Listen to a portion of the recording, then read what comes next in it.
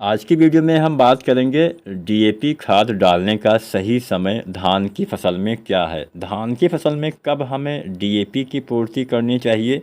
DAP में क्या होता है, डीएपी में नाइट्रोजन होता है, इसके अलावा फास्फोरस होता है।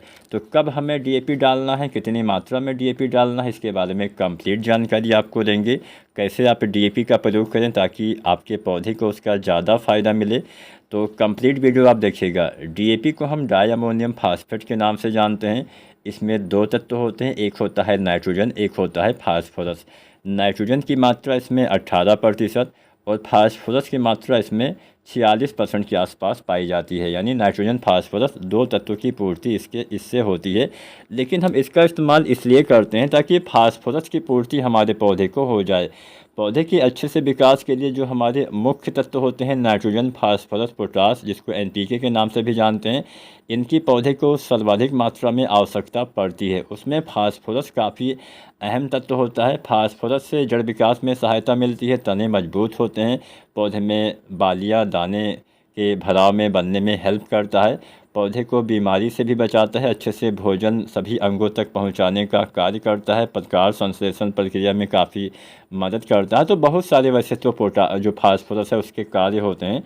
अगर हम जाने हमें डीएपी कब डालना है, तो धान की फसल में अगर आप रोपाई विधि से धान की खेती करते हैं तो रोपाई करने से पहले जब आप अंतिम बार अपने खेत की जुताई करवाते हैं, खेत तैयार करते हैं, ठीक उसी समय आपको डीएपी डालना है ताकि पूरे मतलब अच्छे से मिट्टी में वो मिक्स हो सके, ताकि पौधे को उसका ज़्यादा लाभ मिल सके। अगर आप धान की सीधी बिजाई करते हैं तो भी आपको कब डालना है, आखिरी समय में ही। जब आप सीधी बिजाई करते हैं ठीक उसी समय ही आपको मिट्टी में उसको भी डालना है ताकि वो भी आपके खेत में अच्छे से मिक्स हो जाए। तो आपको कब ये सारी जो चीज़ें हैं, चाहे आपका रोपाई विधि से प्रयोग करें चाहे आप बुआई करें, आपको अंतिम जुताई के समय अपनी फसल में डीएपी इस्तेमाल करना है। क्यों इस्तेमाल करना है, बाद में क्यों नहीं डाल सकते हैं, ये भी आपको समझना पड़ेगा। डीएपी जैसा कि मैंने बोला, फास्फोरस की पूर्ति के लिए हम डीएपी खाद का इस्तेमाल करते हैं। फास्फोरस आवश्यक क्यों है, ये तो आपने जाना कि हाँ, अगर फास्फोरस नहीं रहेगा तो जड़ों का विकास अच्छे से नहीं होने से कल्ले का फुटाव कम होगा, सीधा सीधा असर उत्पादन पे पड़ेगा।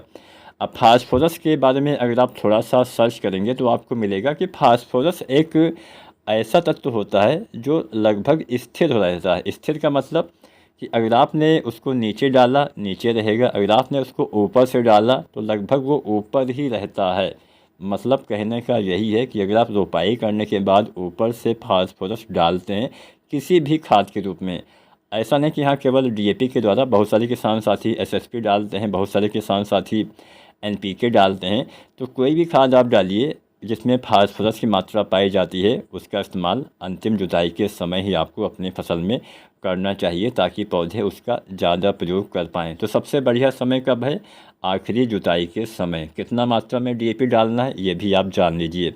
पर एकड़ के हिसाब से हम आंकड़े बताएंगे और वैरायटी के हिसाब से इनकी मात्रा चुननी है। जो वैरायटी बहुत ही जल्दी तैयार हो जाती है उसमें 30 किलो डालिए, मध्यम औसत की वैरायटी में 35 किलो डालिए, देर से तैयार होने वाली वैरायटी में 40 किलो आपको डीएपी खाद का इस्तेमाल करना है। 1 एकड़ में इतनी मात्रा आपको डालनी चाहिए। और हाइब्रिड धान की वैरायटी की मात्रा यहाँ पे हमने आपको बताई हुई है।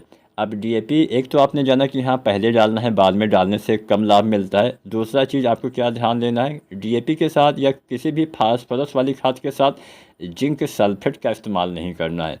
चाहे 21% वाले जिंक सल्फेट हो, चाहे 33% वाले जिंक सल्फेट हो, चाहे मतलब मोनोहाइड्रेट जिंक हो, चाहे हेप्टाहाइड्रेट जिंक हो, कोई भी जिंक आपको मिट्टी में इस्तेमाल नहीं करना है रोपाई के समय। अगर आप करते हैं तो इससे फास्फोरस के साथ मिलने से समस्या हो जाती है।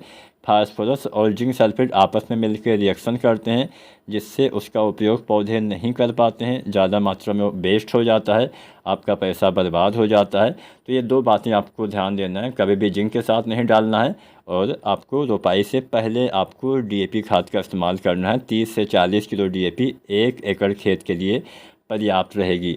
तो डीएपी के अलावा पोटास भी डालिए। पोटास लगभग 30-40 किलो आपको डालना होता है रोपाई के आसपास। जो वैरायटियाँ बहुत जल्दी तैयार होती है उसमें 25 किलो भी एमओपी पोटास 60% वाला आप डाल सकते हैं। यानी जल्दी तैयार होने वाली वैरायटी में 25 से 30 किलो, मध्यम औसत की वैरायटी में 30 से 35 किलो और देर से तैयार होने वाली वैरायटी में 35 से 40 किलो पोटाश डालना है। यूरिया 1 सप्ताह के भीतर 15-20 किलो अगर आप डीएपी डालते हैं तो डालना है। तो रोपाई के समय किन किन खादों का इस्तेमाल करना है ये भी हमने बता दिया। आज की वीडियो जानकारी पसंद आई हो तो लाइक करें, शेयर करें, चैनल सब्सक्राइब करें।